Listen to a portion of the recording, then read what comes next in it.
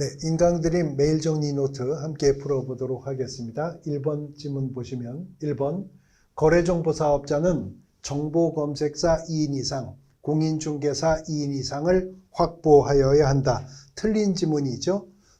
거래정보사업자가 되기 위한 지정의 요건 5가지 중에 전문 인력 확보 규정이 있는데 정보처리 기사이죠.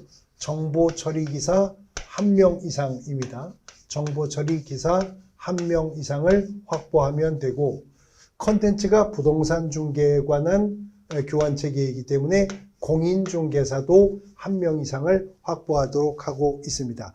예전에 각각 2명 이상, 2명 이상이었었는데 규제 완화 방향으로 개정이 되면서 각각 1명으로 바뀌었고요.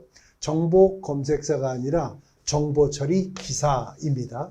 전에는 정보처리 기능사 이렇게 해서 또 말장난 같은 문제지만 틀린 지문으로 출제가 된 적이 있었습니다.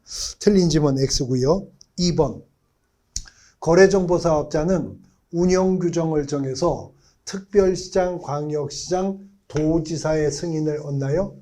거래정보사업자 지정권자가 국토교통부 장관이죠. 그러므로 운영규정의 승인은 국토교통부 장관에게 받아야 하는 것이고 이러한 운영규정의 승인은 지정을 받았다면 3개월 이내에 운영규정 승인을 받아야 됩니다. 그리고 승인이 떨어지면 이제 승인받은 운영규정대로 정보망을 운영해야 되는데 운영규정과 다르게 정보망을 운영하고자 한다면 미리 변경 승인을 역시 국토교통부 장관에게 받도록 하는 것이죠.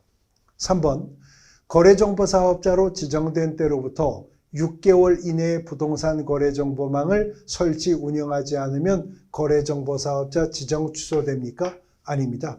지정이 된 때로부터 1년 이내에 정보망 설치 운영하지 않았을 때 지정은 재량 취소이기 때문에 취소될 수 있다. 혹은 지정을 취소할 수 있다라고 표현되어야 하는 것입니다. 4번 문제. 개업공인중개사는 법률상 별도의 규정이 없는 한 직무상 알게 된 비밀을 지킬 의무가 있으며 이를 위반한 때에는 행정벌, 요 행정벌이 바로 1년 이하의 징역 또는 1,000만 원 이하의 벌금형이죠. 받게 되나 개업공인중개사가 그 업무를 떠난 후에는 그러하지 아니하다. 이 부분이 틀렸죠. 직을 떠난 후에도 준수해야 한다는 것이 비밀 준수 의무가 가지고 있는 중요한 특징이었었으니까요. 5번 지문.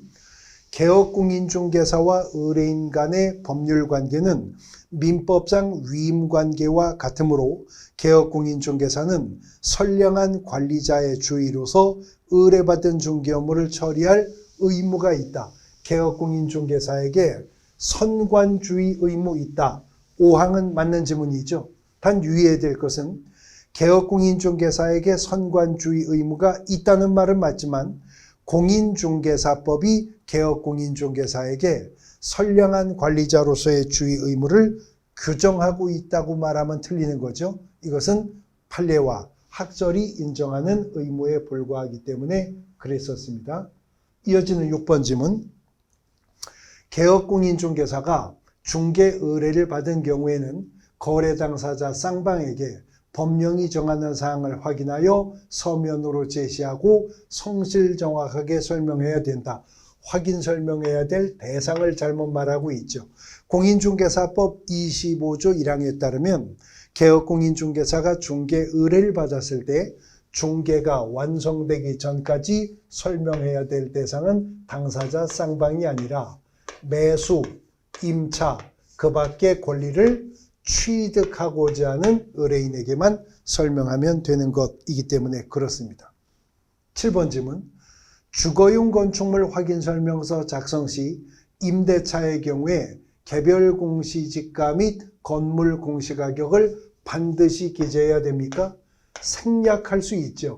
근데 임대차일 경우에 생략 가능한 것은 개별 공시지가 및 건물 공시가격뿐만 아니라 토지이용계획과 공법상 이용자 및 거래 규제에 관한 사항란의 기재도 생략이 가능했었습니다.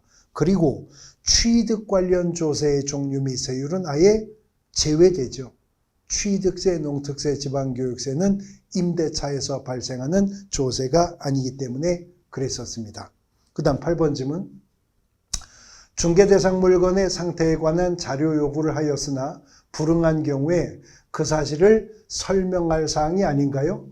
매수 임차 의뢰인에게 설명을 하고 그리고 중개대상물 확인설명서에 기재도 하여야 되는 것이었었죠. 9번 질문. 공부상의 지목과 실제 지목이 상이한 경우에 확인설명서에는 실제 지목과 공부상의 지목을 병기한다. 둘 다 기재해야 된다.